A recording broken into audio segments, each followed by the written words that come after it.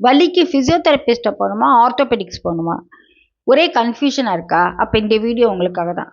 இப்போ ரீசெண்டாக ஒரு ஃபங்க்ஷன் போயிருந்தேன். ஒருத்தவங்க கை வலிக்குது அப்படின்னு பக்கத்தில் ஃபிசியோதெரபிஸ்ட் போய் கன்சல்ட் பண்ணிவிட்டு ட்ரீட்மெண்ட் எடுங்க 10 நாள் சரியாயிடும்னா.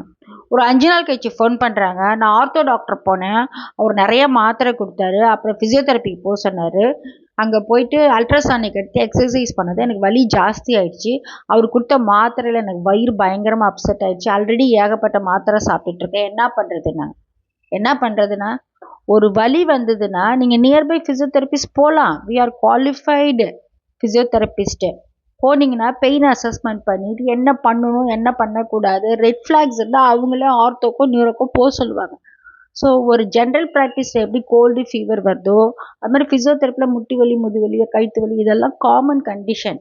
ஸோ 100க்கு 90 கேஸ் இந்த வலி தான் வருது எங்களுக்கு. ஸோ அது இப்போ ஒவ்வொன்றுத்துக்கும் தனித்தனி special ortho physiotherapy, neuro physiotherapy, gynaec physiotherapy, woman wellness physiotherapy, sports ஃபிசியோதெரப்பின்னு சப்ஸ்பெஷாலிட்டி போயிட்டுருக்கு. நீங்கள் இன்னமும் ஆர்த்தோ கிட்ட போகிறதா நியூரோ கிட்ட போகிறதான்னு போயிட்டு இந்த பேஷண்ட் என்ன பண்ணியிருக்காங்க திருப்பி போய் டாக்டர்கிட்ட கேட்டிருக்கா வலி ஜாஸ்தி ஆச்சுன்னா ஃபிசியோதெரப்பி போக வேண்டாம் ஐஸ் ஒத்தரை கொடுத்துக்கோங்க ரெஸ்ட் எடுங்கன்னு இருக்கேன்.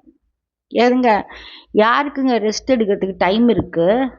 குயிக் ரிலீஃப் வேணும், சைடு எஃபெக்ட் இல்லாமல் வேணும், ப்ராப்பர் டயக்னோசிஸ் வேணும். நீங்கள் ஃபிசியோதெரபிஸ்ட்டை போங்க. அவங்களுக்கு முடியல வேண்டான்னா அவங்களே ரெட் ஃப்ளாக்ஸ் இருந்தால் அனுப்புவாங்க. இப்படி தொடரதை விட்டுட்டு இப்படி போனீங்கன்னா என்ன பண்ணுறது? புரிஞ்சுதா?